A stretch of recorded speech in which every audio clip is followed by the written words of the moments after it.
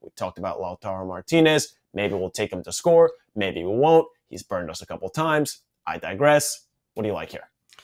Yeah, so listen, Porto money line straight up, right? So this isn't really just me saying I would want to place this, right? It has nothing to do with me wanting Inter to lose. But Porto does have a recent history of playing very well against Italian sides. Smacked Milan last year, ended Ronaldo's hopes and dreams of capturing his 6th UCL with Juve and whatever. That really wasn't it. It was Chiesa stepping up in that one. Fact is this.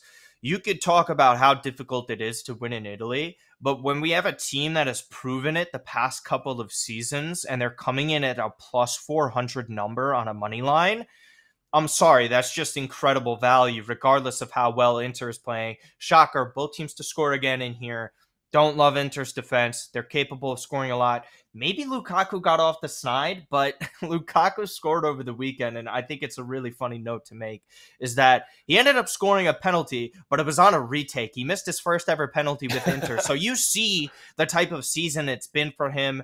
Udinese had a lot on the counterattacks here, and they did play later on in the week. They played on Sunday, so we'll see how much this is catching up to them. Simone Inzaghi is very weird with his rotations.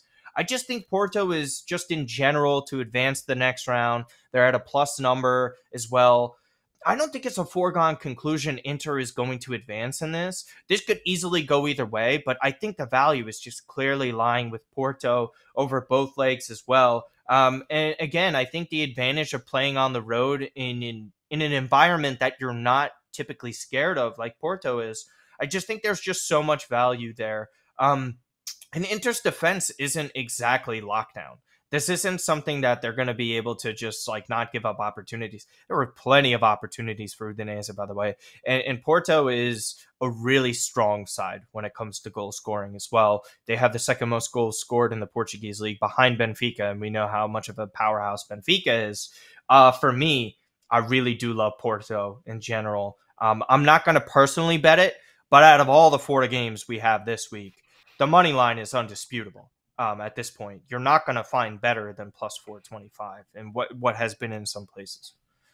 I love how we went through those first 2 games and, we weren't going chalk, but we were like, okay, maybe no huge surprises. And I go, okay, we finally get our biggest discrepancy here, plus 400. And you're like, yeah, maybe think about taking plus 400. I'm like, oh, okay, that's a direction. I mean, it's just it's like it's not even that big of an underdog we're talking about, right? Yeah. Like this is a team that you could easily see making in a quarterfinal in Porto, and Inter's been probably one of the bigger surprises. I mean, knocking out Barcelona is no small feat, especially what we've seen from Barca this season. Injuries aside, they gave Bayern a great game as well. We know what Inter is capable of, but they're Jekyll and Hyde out of all these teams left. But again, plus 400. That's insane. I'm sorry. We're not asking for a 3-1 win here. We're just, can you go in and get me a 1-0 at the San Siro?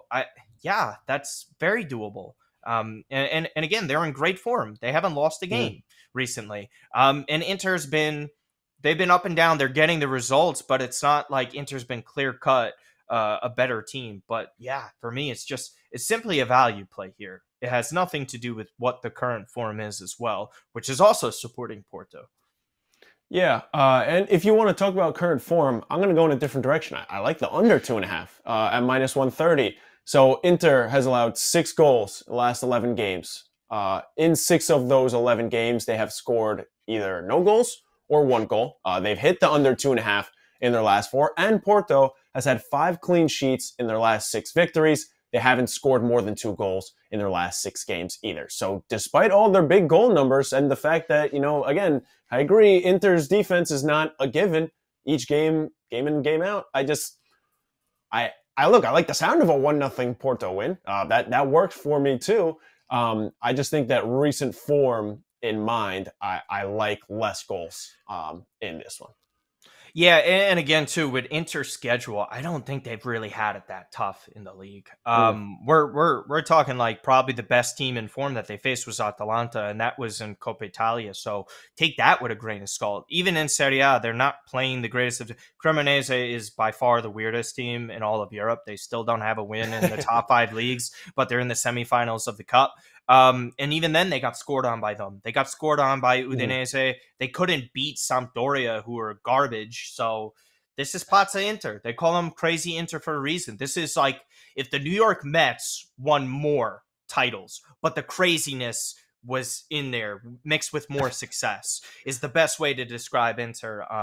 So again, not that, dude, like you have to really be invested in what Inter is as a whole entity to truly see it. But yeah, again, the under 2.5 is nothing to scoff at as well. So that's a pretty decent number.